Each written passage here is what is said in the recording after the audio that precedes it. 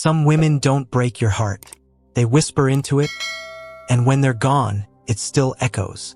I didn't say that out loud the night it happened. I just stood there, fists clenched, jaw tight, staring at her silhouette as she walked away through the glass lobby doors. Something in me shattered, but I didn't even flinch, because when you grow up hiding pain, you get really good at not showing it. Hey, I'm Aaron. I'm 26 now. I work in corporate finance, downtown Toronto. Crisp shirts, tight deadlines, black coffee by the gallon. I never planned on telling this story. Not even to my closest friend. Not even after 3 whiskeys. But tonight, I heard that old song she used to hum under her breath, the one by the copy machine, and suddenly it all came back like a flood. This is the story I've never told anyone. I call it, She Laughed. You're too nice. I said, only to the right one. Started 2 years ago on a gray Monday in November. One of those days where even the city looks tired. I had just transferred departments, junior finance lead under Martin Kessler, a man with the people skills of a fax machine. But that's not what I remember most about that day. What I remember is her laugh. She was leaning on the printer, head thrown back, caramel blonde hair catching the dim light, laughing like the world still had joy in it. And I just stood there, frozen in place, holding a report like an idiot. Her name was Clara. She was in marketing, senior brand strategist, whatever that means, but none of that mattered. What mattered was how she looked at you, like you were the only one who existed in that moment. Need something printed? She asked. I nodded. She looked down at my stack. You're in finance, right? God help you. I chuckled. I say that every morning. She handed me the printout, paused, then said, Aaron, right? You transferred from Westview. How'd you know? I read people, she said with a sly smile, then walked away. That was Clara. Beautiful, confident, just a little bit dangerous. For weeks, we danced around each other like 2 songs playing on different radios. Always in the same room, never quite in sync. Until one Friday evening, it happened. I stayed late, lost in spreadsheets and stress. At 8:15, I heard heels clicking behind me. You work too hard, she said, placing a takeout cup on my desk. Hazelnut latte? I asked, surprised. You mentioned it. Once. At lunch. 3 weeks ago. I smiled. You've got a memory. She sat on the edge of my desk. I've got curiosity. So, what's your story, Mr. Nice Guy? I looked at her, guarded. There's not much to tell. She narrowed her eyes, playful. See, that's what liars say. I laughed, nervous. You always this charming? She leaned in close, too close, and whispered, only to the right ones. My heart stopped. Over the next few months, we became inseparable. Coffee runs turned into lunch breaks. Lunch breaks turned into late-night walks after office parties. Somewhere along the line, my apartment started feeling emptier whenever she wasn't around. But there was always something she held back. A shadow in her eyes when she talked about her family. A scar near her wrist she never explained. And the way she changed the subject every time I brought up relationships. I'm bad news, she once said softly, after a night at the rooftop bar. I ruin good things. You haven't ruined anything, I told her. She looked at me, then laughed. A short, bitter laugh. You're too nice, Aaron. I took a breath. Only to the right one. That's when things changed. One morning, I showed up at work, and she was cold, distant, didn't even meet my eyes. I thought maybe I had said something, done something. Then I saw it. Her laughing again by the printer, with Martin Kessler. They were close, too close. His hand brushed hers. She didn't pull away. My chest tightened. I told myself it was nothing, that I was being paranoid. But when I walked past, she didn't even acknowledge me. I tried texting that night. You okay? You seemed off today. No response. 2 days later, I finally caught her by the elevators. What's going on? I asked. She looked at me, deadpan. We're colleagues, Aaron. That's all we've ever been. Something in me cracked. I meant what I said. Clara, I whispered. About you being the right one. She shook her head. Maybe I just liked the attention. Maybe I was bored. My jaw clenched. You don't mean that. She didn't answer. The elevator dinged and she stepped in. The doors closed. And just like that, she was gone. But that's not where the story ends. Because a week later, something happened. At 2:37 a.m., I got a call. Blocked number. I let it ring. Then a voicemail. Just 6 words. Whispered, shaky, barely audible. Aaron, please don't trust Martin. Please. My blood turned cold. Have you ever had your reality rip like paper? Where everything felt true. But suddenly, none of it was. That voicemail wrecked me. I played it over and over. Aaron, please don't trust Martin. Please. Clara's voice. Scared. Vulnerable. Not the woman who flirted by the printer. Not the one who turned her pain into charm. This was someone who had finally let the mask drop. And I didn't know what the hell to do with that. I didn't sleep that night. Pacing, rewinding the audio, scanning for background noise, some clue. What had she gotten into? By morning, I was more anxious than caffeinated. At 8:01, I walked into the office like I was stepping onto a minefield. Martin Kessler was already there, polished, grinning, crooked tie. He clapped my back like nothing happened. Aaron, my man, big week ahead. Numbers look sharp. Keep that up. I faked a smile, nodded, but I kept noticing things, like how Clara's name had vanished from the project Slack, how her desk was cleared out, no coffee mug, no potted plant, no goodbye note. She was just erased. I walked to HR around 11. Hi, I'm looking for Clara. From marketing? The receptionist didn't even blink. She resigned last week. I blinked. She what? Submitted by email. Effective immediately. Something wasn't right. Clara wouldn't disappear like that. Not without telling me. Not after everything. Unless she couldn't. That evening, I sat in my car outside the office tower. Rain tapping the windshield. Thinking, what had she meant? Don't trust Martin. I opened our old texts, scrolled, saw the date we first met. The night she'd brought me that hazelnut latte. The half-finished draft she once sent me of a marketing pitch. It was about Kessler Industries, our parent firm. I remembered that night. She told me they were planning a brand campaign that didn't feel ethical. Something about targeting vulnerable users with predatory upsells. But she brushed it off. Said it wasn't her call. Said she'd let it go. Now I wondered if she didn't. The next morning, I made my move. I logged into our shared marketing drive using Clara's old access. It hadn't been fully revoked. I typed /brandcampaign/2022 Q4/private. There was a file.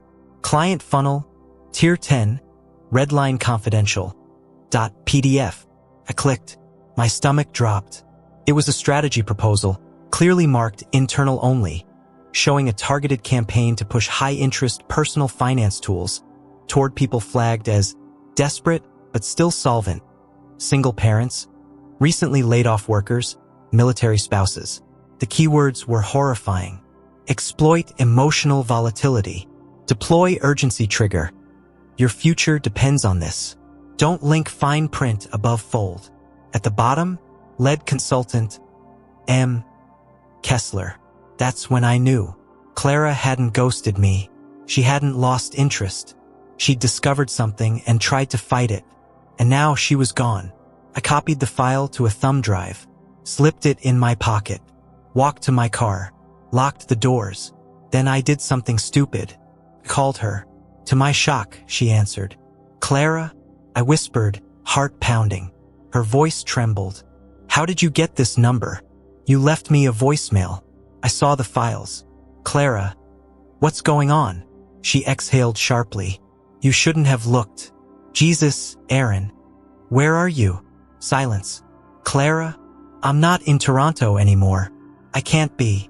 Why didn't you tell me? You were the only thing real in that place, Aaron.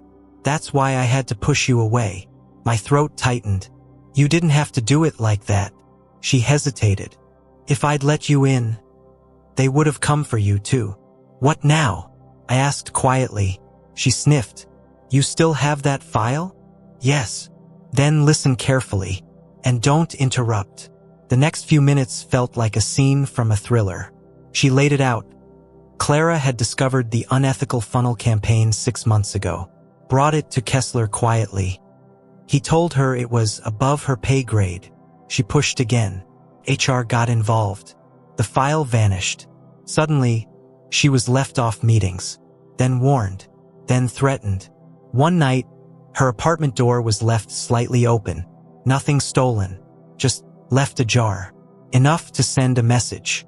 I didn't know who I could trust, she said. Until you. But why me? I asked. And then her voice cracked. Because you looked at me like I was more than my resume. That line stayed with me. We ended the call in whispers. She gave me a number for a journalist she trusted. Said to use an alias. Said to disappear if things got weird. I wanted to argue. To say, screw it, come back, we'll fight together. But the way she said, don't trust Martin. It wasn't a warning. It was a goodbye. I leaked the file under a burner name 2 weeks later. A small online outlet ran it. Then it blew up. Within a month, Kessler was under internal investigation. 2 senior execs quietly resigned. No one knew I had anything to do with it. I kept showing up at work, kept my head down. But every time I passed the printer, I remembered her laugh. And then, one day, I got a letter, handwritten. No return address, just a single line inside. You were the only one who saw me, and I'll never forget that. Clara. I held that letter for hours. Didn't cry, didn't smile, just sat with the ache. You don't realize how much someone mattered until your world keeps moving, and they're still standing still in your memory. I kept that letter in the back of my wallet for months, crinkled at the edges, faint traces of her handwriting still smudged where my thumb had pressed over her name too many times. There was no love, no see you soon, just Clara, and somehow that made it hurt more. Life didn't pause. Projects stacked up. Promotions dangled like carrots. Martin Kessler was quietly removed. Official statement said, health reasons. No charges. No real justice. Just another corporate scandal swept under the glass floor. But I didn't care, because she was still gone. Every elevator chime reminded me of the one that closed between us. Every Friday 8:15 p.m., I still looked at the front door, half expecting to see her walk in, latte in hand, teasing me for working late again. She never did, until that one night. 7 months later. It was spring. First warm breeze after a brutal Toronto winter. I'd been invited to this dull finance gala at a hotel uptown. One of those networking events where people laugh too loud and lie too politely. I was halfway through my second bourbon when I felt it. That shift in the air. I turned and froze. She stood near the balcony doors, backlit by the city lights. Same caramel blonde hair, same effortless grace, but softer, older somehow, like she'd lived 10 lives in 7 months. Our eyes met. She didn't smile. She studied me, and I couldn't move. She walked over slowly, like crossing a tightrope. Hey, she said, voice barely above the music. I blinked. You're real. She chuckled gently. That's what I said when I saw you walk in. For a moment we just stared. Then I asked the only thing I could. Why now? She looked away.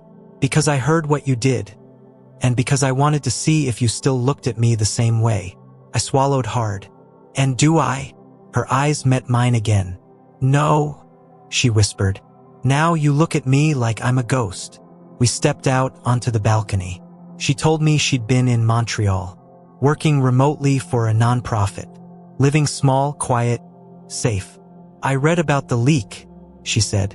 I knew it was you. I didn't want credit, I replied. You deserved it, she whispered. I didn't want credit, Clara. I wanted you. She flinched. Silence hung between us, like an unsent message. Then she whispered, You were right, about being nice to the right one. I smiled, bittersweet. You never let me be. I was scared, she admitted. Scared that if you really saw me, you'd leave. I shook my head. I never left, Clara. You did. Tears welled in her eyes. And I regret it. Every single day. We didn't kiss that night. No dramatic music. No sudden embrace under the stars. Just two people, aching in each other's presence. I walked her to the lobby. She turned at the door. If I said I'm ready now, would that be enough? I hesitated, then said, I waited for a version of you who didn't exist back then. And maybe now that you do, I'm not who I used to be either. She nodded, eyes glassy. That's fair. I still care, I said. Maybe more than I should. She stepped forward, touched my arm. Maybe that's all we'll ever be. A could have been. That almost was. And then, just like that, she walked away. No voicemail. No secret message. Just a quiet goodbye. It's been a year now. I still pass that hotel sometimes. Still wonder what might have happened if I'd said yes. But the truth is, some people aren't meant to stay. They're meant to show you how deep you can feel, how much you can care, and how strong you can become after they leave. She was never mine to keep, but she was mine to remember. And I do. Every time someone says, "You're too nice," I just smile and say, "Only to the right one."